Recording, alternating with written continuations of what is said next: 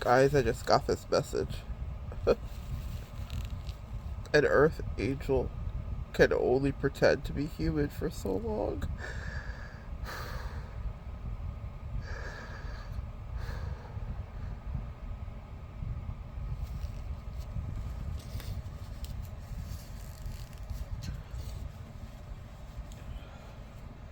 A little stuffed up, pardon me, because I've been crying my face off.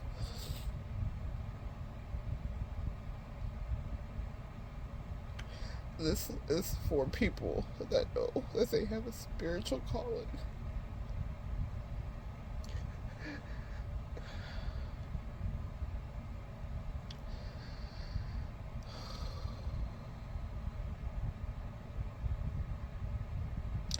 I'm channeling a song by a singer named Jason Upton. I'm here, come up now.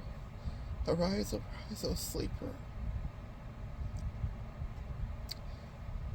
It's the middle of the night, and I cannot sleep. I was wondering why. I was supposed to take another client, but my body said to just rest. I've worked all day today. It's been a marathon day, a day I manifested and prayed for, a day I'm grateful for.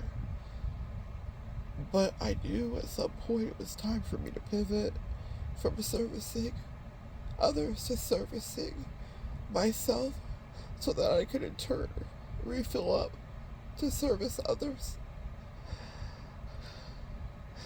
I am shaking with the Holy Spirit right now because I have been running. I have to be honest with you guys. I have been running. And not in the cool song way. I've been running with my face down. Yeah, some of that too. But I've been running for my calling, guys.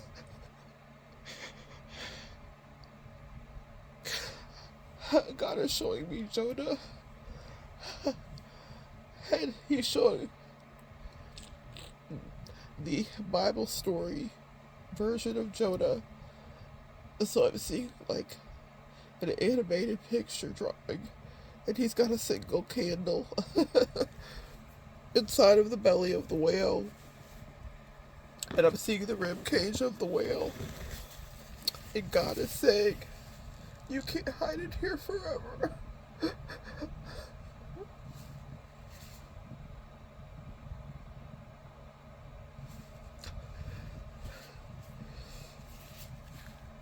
He said that a whale has been GPS tracked, and you were never really gonna escape or get this monkey off of your back until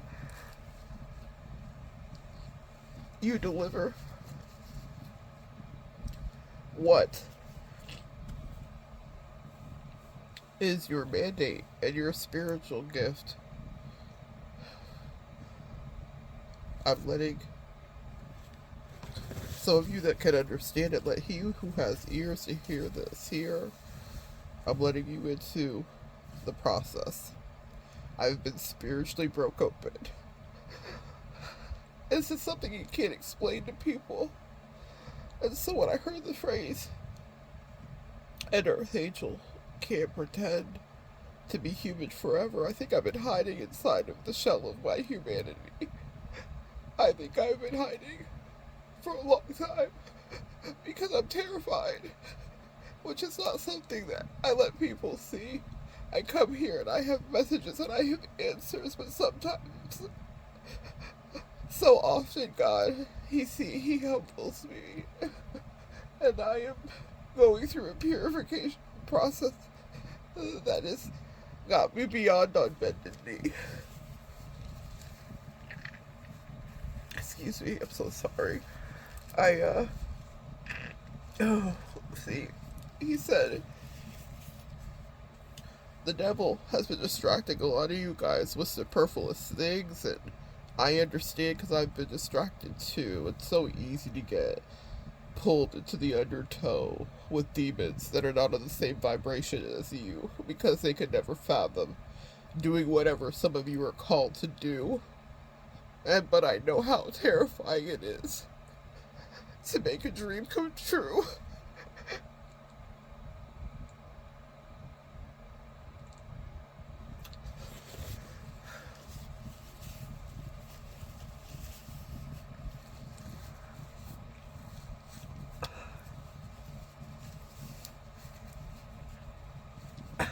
Sorry, guys. I know how terrifying it is to make a dream come true. I know what it costs you.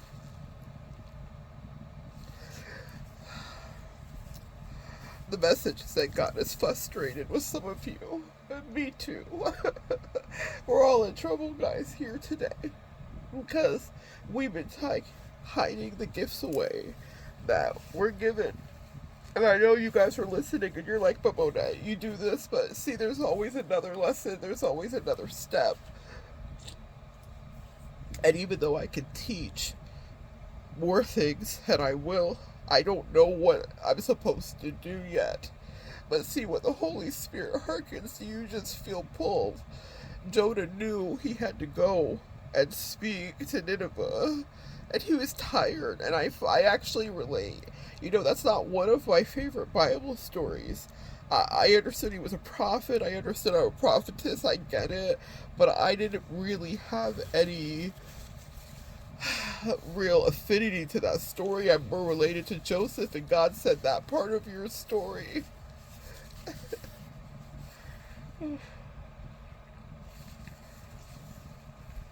It's on pause. We're doing a detour because you have something else to do. I've called you. And that's what I want someone here listening to understand. This is what it looks like. It's not clean. It's messy. This is overwhelming to me because there's a mantle that's being placed on a lot of your shoulders to share or to do something that seems like it's beyond you. And I'm a pretty brave person and I traverse a lot of things, but I don't know what this next chapter will bring. And I never paid attention so deeply to the story. Can I tell it to you about Jonah? Yes. But what God is showing me is his avoidance because of the stress. And until you walk through a season where people are attacking you constantly and being so unkind to you, and I am but an earth angel, y'all. I am so fallible and so human. And I'm like, God, you want me with all of my hypersensitivity to people. And I don't mean sensitivity just when you're causing me pain, but I can read your brain. And it's an uncomfortable place to be. And it's caused me to be exiled to certain degrees from society. And then I just exiled myself, you know, from society for the protection of me. Because whilst I can stand toe-to-toe with a demon and I can slay them and I can talk my shit, there's a cost for it. And people that are not spiritual don't get it. And so I get Jonah. There was no social media. There weren't a million eyes. There weren't a million evil eyes, a million curious eyes on him. And he still wanted to go hide away. And that imperative to protect yourself instead of doing what God says that you were supposed to say is so human. And in this, I inhabit his spirit, and I understand why he would run from his calling, because who wants this? Who wants more? You know, you say you want more and you think you want more, and people that want more for other reasons, for clout and for the things that happen in our society. What is that more for? See, to whom much is given, much is required. So here's the thing, I've run into a lot of fake spiritualists in my time. A lot of them that wanted the hustle and the grind of spirituality because it was popular, because it was trendy. See, I don't give a damn about any of that. I don't give a damn about any of that in reality. Oh, I don't give a damn about that. You see, I know that when you are called to do this, I don't think people understand that it's not just an Instagram post, or it's not just like a quick selfie or pic. This is spiritual warfare, sis, and it's real. There are real demons, and there are real challenges, there are real pitfalls, and I have been trying to traverse it. God says, yes, you leveled up, and that's why I keep reminding you you've been called. For whoever is listening today, apparently God's been working with you. And the things that he wants to say, he's also been working with you because he says he's watched your day to day, and he feels like you're ready for whatever your next up level is. He feels like you're ready for this, sis. You're ready. You're ready. You don't want to be. I don't want to be. It scares me. But see, what I'm never going to do is come here and not be 1,000% vulnerable with you and tell you that if he has seen me fit to communicate and to teach, and he say to expand my reach, to expand your reach, whatever that means for you, simply, I have work to do. He says, listen to him speak. He said he's going to be communicating with you in the next several days. If this is a calling that's on your life and you can relate, you have your own spiritual language and your own way that you connect. And he said he's going to walk you step by step with what's next. What is required of you? Are you a dancer? Are there some new point shoes you need to acquire to do the next magical work you will do? Is there a video you're supposed to upload so that virility finds you, so that you can find your tribe more quickly? I don't know what it is to be, but he said, listen, because he will speak clearly. He says you've been running. And yes, also with your face down. I gotten so used to just battle after battle. What do you do when you don't have to battle now? When you have to battle through yourself and your ego, and you have to battle through your fear, and you have to battle to know that you deserve to be here. You deserve to be here, guys. You deserve to be here.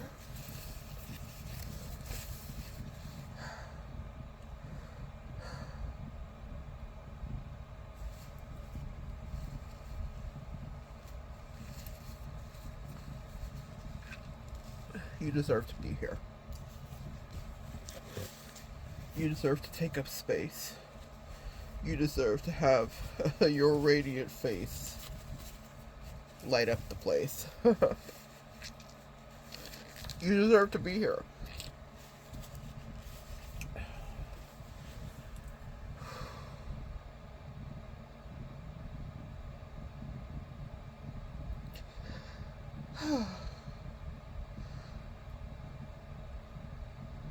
It's hard pretending that we fit in, isn't it? We've never fit in, guys. But I'm hearing there's a rise up. There are beautiful creators, beautiful tribesmen. What predicated this message is that I was listening to someone give a beautiful channel message, and she called me out. I heard it. She was so specific, and that's what I love about God, is that he speaks the same language. I think of the Tower of Babel. I think of Babylon. I think of confusion. I think of where we've gone wrong in our society, and I'm telling you, God is restructuring community. And he wants brave people that know how to demon slay to step up, because he wants to show you a new way. You were tested in those trials. Those skills were necessary. He needed to know that you could be outcasted, and that you could be okay without a single body, and that you could birth yourself through portals without having to be so enraptured with what everyone thought. You've passed test and you're here because you've had no one around you that was dear, or that was treating you like you were dear. And he said, that's exactly the people that I like to shoot into the stratosphere. Are you guys ready to take your rocket ship? Are you ready to hang on to the tail of the comet? He says, if you listen to me,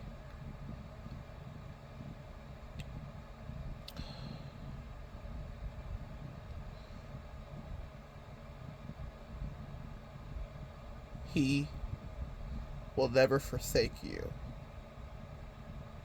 Sometimes when God is speaking, it feels quiet, sweet, nurturing, comforting.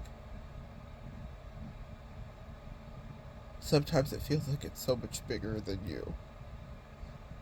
This feels so much bigger than me. I question him, and he says, don't question me.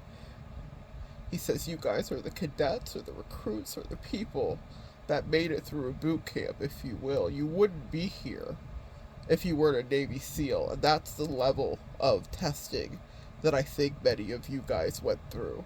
It wasn't regular service. And God bless everyone that does any service. But in spiritual service, there are a few. There are elites. Not everyone is on the same beat. Not everyone has the same marching orders. And there are a few people that are warriors. And so I'm talking to some warriors today.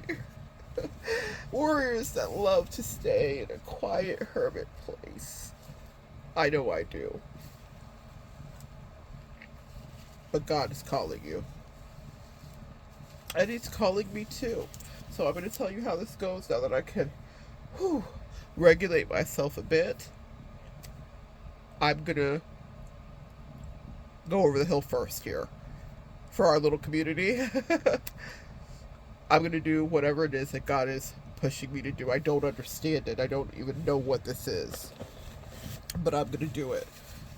And I'll report back. You know I will. But I had to share this with you. That, you hear me come on here and I sound very composed and poised. But it's a lot of nose blowing and it's a lot of crying noise in the background. And people often wonder, like, what does spirituality really look like, and what does that mean, and what does it mean to be so in connection? The reason this message was so powerful to me today, that this woman was just channeling, is because God has been setting me up for the alley-oop for the last 24 hours. Every single thing that was in the message were confirmed in little ways for me today, in between working with my client, to the name on a box where I'm storing hand sanitizers from Bath and Body Works. It says Royal. It's I think like a sugar-free version of a Ferrero Rocher from Chalk Zero, and the box it comes in is, and it was a Christmas gift, and the box it comes in is a crystal, like it's like, it looks like crystal or whatever. So I store my little hand sanitizers in there when sale is good. And God was just leading me in all these ways to understand that He was working with me. There are so many signs, guys, that we are supposed to be the change we want to see. And you have been crowned. I was sitting in front of a doctor's office, and a truck pulled in front of me, and it eclipsed out the sun, and then it shone brightly behind it. It was backlit, and it was a truck that said Crown on it. I might have taken a picture. It might be the screenshot if I can find it, but it said Crown on it. God speaks to you in signs and messages. Your angels communicate to you in numbers and synchronicities. Please know that if you want to understand what your marching orders might be, seek around you for all the things you see, from your animal totems to the way that it feels in your body. There are so many ways that God gets messages to us when we're ready. But the message today is that He said no more delays. He's showing me the whale coming up to shore, and opening its mouth. He's showing me Jonah shielding his eyes and peeking out. The light hurts sometimes, especially when you've been in the solitude of your quiet mind. See, Jonah knew in Nineveh what he would find is naysayers and negative folks that didn't believe a word he said, Pharisees that would want him dead, officials that would call for his head. There is a cost for exposure, but see, God is the best security. So, whatever that means for you, whatever thing you are called to do, whatever song you are supposed to sing, whatever tome you are supposed to pen, whatever way you are supposed to communicate how you have found your way to Zen, you have something to do here in our Earth Angel community, and God says He can see you're getting tired of being inside of that body. You can't hide anymore. You can't hide anymore. You can't pretend that you fit into society. You are not even on the same frequency. The things that people talk about are not really interesting to you. You don't relate to some of your family the way that you used to. And friends, what are they? Who are you? But there are new friends. You see, all those skill sets we learn in our humanity will happen to play out beautifully in our new reality. But He first had to purge you. He had to free you. And He had to say, you were reluctant. You thought you could run away from me, from God. Like, I'm not omnipotent that I don't see. So I put GPS in that big fish because that fish was made by me. Even your port of escape was orchestrated by a God that is great. Oh my God. Even your port of escape was orchestrated by a God that was great. Whatever way you guys used to escape, to hide, whatever way you used to lie, God was in the midst of it. He said He was in the inside. He said He was a Trojan horse and He is activating you now. He said, come out, come out, come out, come out, wherever you are. He said, there is a Nineveh, and yes, they are raucous, and yes, they will be wild. But He said, we tested you when you couldn't use your hands to swim. We tested you when you were underwater for what seemed like eternity. We tested you when you were sputtering and coughing things up. We tested you when attack came. We tested you with sorcerers and people that blaspheme His name. We saw, would you claim Him when it was not the cool thing to do? We asked you, would you stand tried and true? Are you okay being the weird one? Are you okay being the strange one? Are you okay being strange for God? This is so strange for me to channel for you guys today, in a way, because of all the church hurt that I had to slay. I had to chop through it like a thicket of forest in order to get here for you. I had to unindoctrinate myself, unlearn my dogma, all to come back right to the beginning. When you train up a child in the way they will go, they will not depart from it. It's such a beautiful, precious irony that the passages that my grandmother read to me come back to me so frequently because of biblical truth and imperative. As if the word is in you, it will never leave you. And it doesn't matter what other people judge about how you do what you do. And if you're Christianity, quote unquote, spirituality, Buddhism, I don't care how you pray. For me, you know what it is. But what I'm going to say is that God sees you. Your higher power sees you. There is a rich, real relationship that is here for you. And I never thought I'd be one to proselytize because of what I witnessed with my own eyes in cults and in churches with wicked men. But here I am, with my knee bent, humbly. Here I am before you. Here I am to serve you. Here I am to say that you are Lord. I am humbled because I've watched miracles happen that I don't deserve. I am humbled because even as I hid out, God was looking out. I shouldn't be here. The way I see it is I'm on borrowed time. y'all know my story because I have such a beautiful, tight-knit, small community that is so precious to me. And I fought for my life so many times. This was more spiritual warfare that I've done in my lifetime. But he said, you've done this for lifetimes. Some of you guys can relate. I know that God is great. I also know that when you go to Nineveh, I know the potential fate. I know the people. Oh my God. But I'm ready. Because this is not something that God would send me into without preparing me. The mere fact that we're chatting tonight means that God has always had this plan wrapped up tight. And your future, he said, in sight. My God, how long have I been in here? I feel like I've been talking for 5 minutes. Give it 25 minutes. Wow. Well, when you're having a spiritual breakdown, it's not a breakdown, he said. It's a breakthrough. And that's what I want you to know about your next steps. You're breaking through.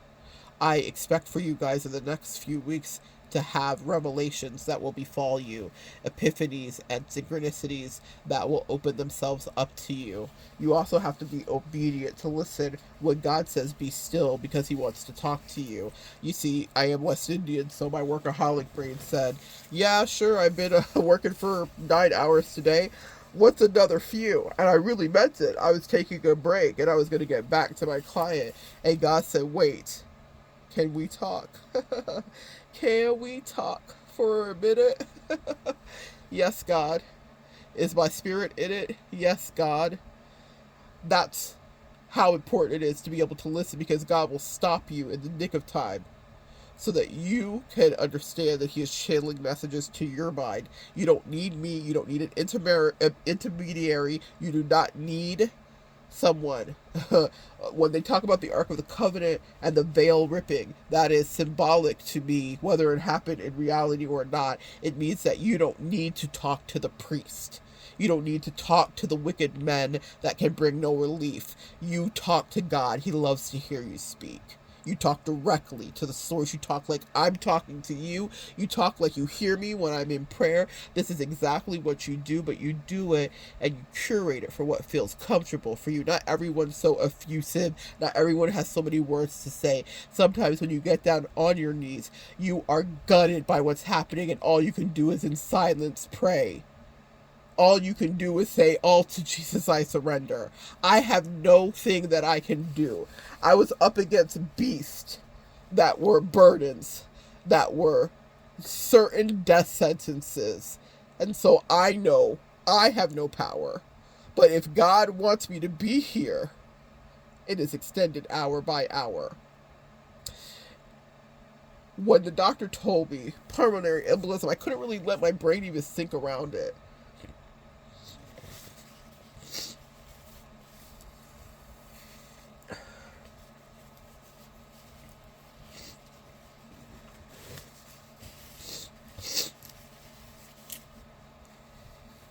I didn't even understand it. I couldn't comprehend it. I wasn't allowing myself to.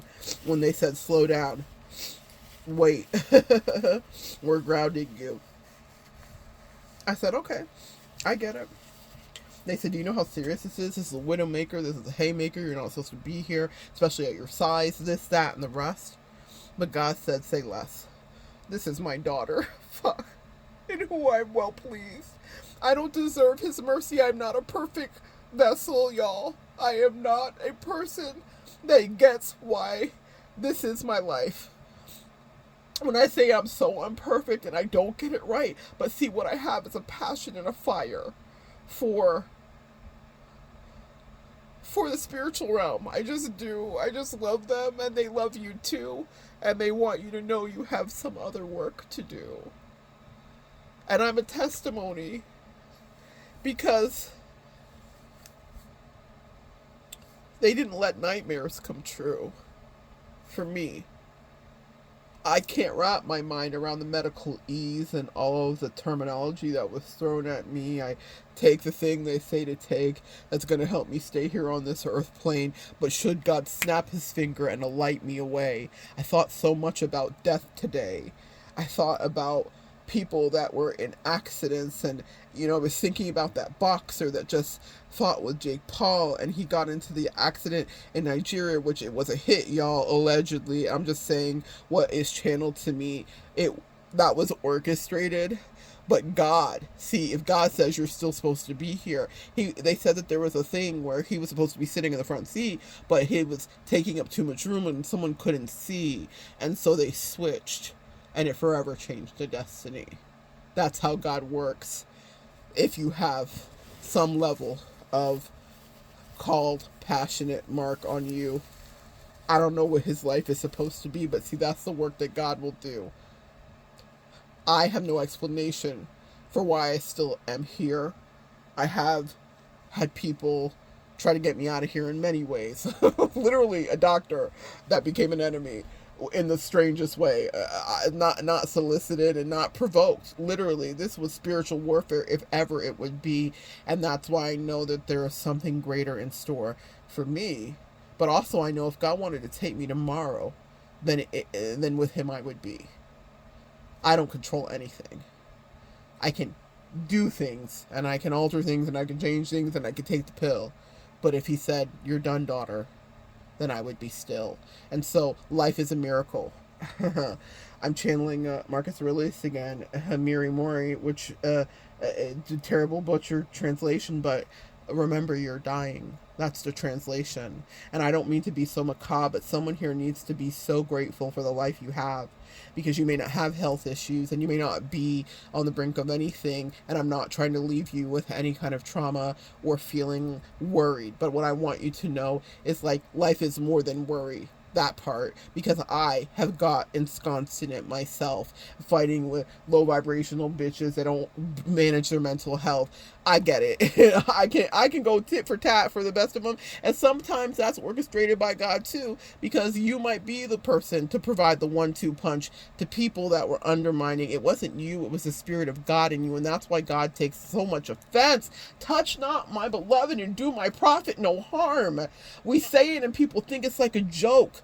What you don't understand is that you open up a Pandora's box, because if harm befell me, if a tear shed for me, if an emotional state was dysregulated in me, and I'm off of the trajectory, and you help me to be further in my Nineveh state off of your effery with your demonic energy, then harm befalls thee. It's a spiritual contract that has nothing to do with me. People don't understand when they put their hands on you, their mouth on you, their wicked tongues on you, their evil plots on you, their evil eye on you, that God says, well, they signed up for something, and I hope that they know how to know me faster, because if not, I will return them to Satan, because they're his bastards.